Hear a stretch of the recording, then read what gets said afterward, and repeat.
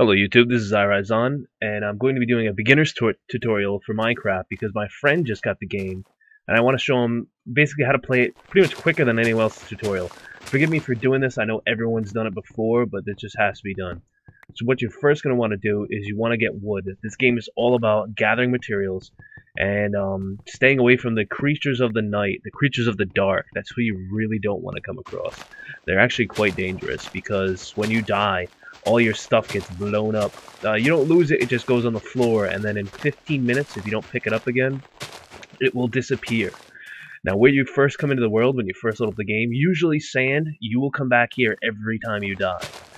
So what I'm not doing right now is I hold down my left mouse button to break anything. I'm literally, you just hold it down. You don't continually press it. You'd never break anything. You have to hold it down on one block until it's completely gone. Now your inventory button is I. You can change it in the options. I've changed mine to E because it's easier to access, and it's in most games it's usually E. So once I've gathered what I think is a sufficient amount of wood, which is about 2 trees here, these leaves will go away. There's no need to break them, but these come out, little saplings. You can replant trees if you need to, because wood's a very important resource. I put it into my crafting square, and I click this. What it makes is wooden planks. Wooden planks are very useful. I can right click and separate out my blocks. You take half of it every time you right click. And here we've made a crafting table. Now this is where a lot of people's confusion comes in the game. It's like, what the hell's going on? How would you know that? You just know it from watching other people's YouTube vids and being taught that. Two human-made planks, we'll call them, instead of wood. 2 planks on top of each other will make sticks. Sticks are very important, because when I come and drop my inventory, you can see I'm selecting squares here. Right click to drop, right click to use, left breaks, right click usually uses, and I place my sticks like this, and here are the designs for different tools. A shovel goes through dirt and gravel and sand very easily. A hoe, this is used on grass to make seeds pop out so you can make a garden later. It's just for food to make bread, that's all it makes. A wooden pick we can use on stone, this is very important, and a wooden axe. There's a few other things you can make, along with bows, arrows, let's see, a fishing pole. Sticks are very useful. Wood is very useful. But the top of my tool here doesn't need to be wood. We have things to choose from. There's stone in the earth that I can go get. There's also ores like iron, gold, diamond. Gold is kind of useless, even though it looks like it's awesome, because, hey, who doesn't like gold? It's really not that great. It's a very soft material. It's Minecraft's realistic like that, bro.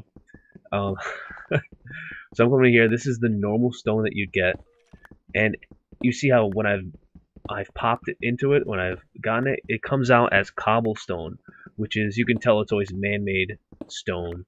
It's just different. For you to get this type of stone again, you have to put it into a furnace.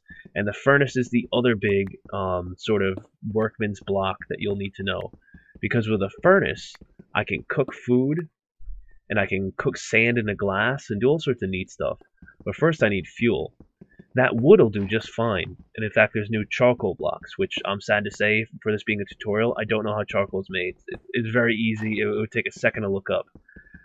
But really, it's not needed because the amount of coal that you'll find, coal is very abundant. Coal is here with the black stuff in the ore. When you find diamond, it'll be blue. Diamond is the strongest thing you can get. Diamond is boss, man. It is king. Iron will be silvery looking, and gold will be, gold looking. So once I've got this ore deposit of coal here, I'll have plenty of fuel. And it's important too, because one of the easiest ways to make light, and light gets rid of bad guys. Well, it doesn't get rid of them, it stops them from spawning near that area. See, light is treated as a level in this game. So, like, say, this may be too complicated, but a light level of 7 will keep away monsters. I think they spawn at 7 and below.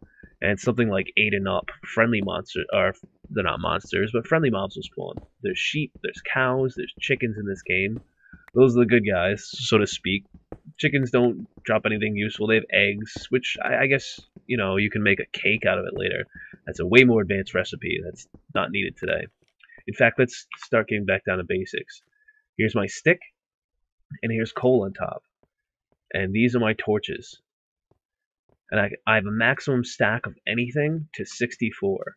Some things are a little bit less, but there's rare that you'll find things that only stack to, like, say, I think it's like 6 or 12 or whatever it is.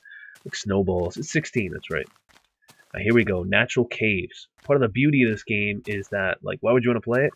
It's a whole, like, little, can I call it a physics experiment? Because it's not. But it's sort of it's a randomly generated world. These are randomly generated every time. It's just an algorithm that runs and says, hey, make water here and caves there. And one of the big things I like to do is, you make a house because it's kind of cool to do. Even if anyone wants to deny it, everyone loves playing around in like a paint program or something. And there's monsters too, which makes it even better. And look, I found some water here, natural water. This will be great. Water's useful for putting out fires, for, crops need them to grow. But first, let's put down our workbench, and I'm going to make a furnace. This will help me cook items. I can turn cobblestones that I put into it into that normal soft-looking stone you see all around in the dungeons, which is just an aesthetic choice. And there's no reason these furnaces do stack. There's no reason for me to not put them next to each other.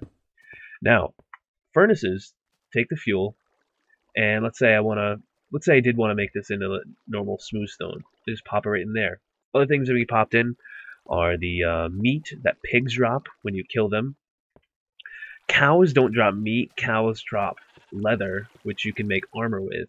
And you would make it in the crafting square. You'd make, like, these two are feet, and then the body is here. You kind of like draw the picture.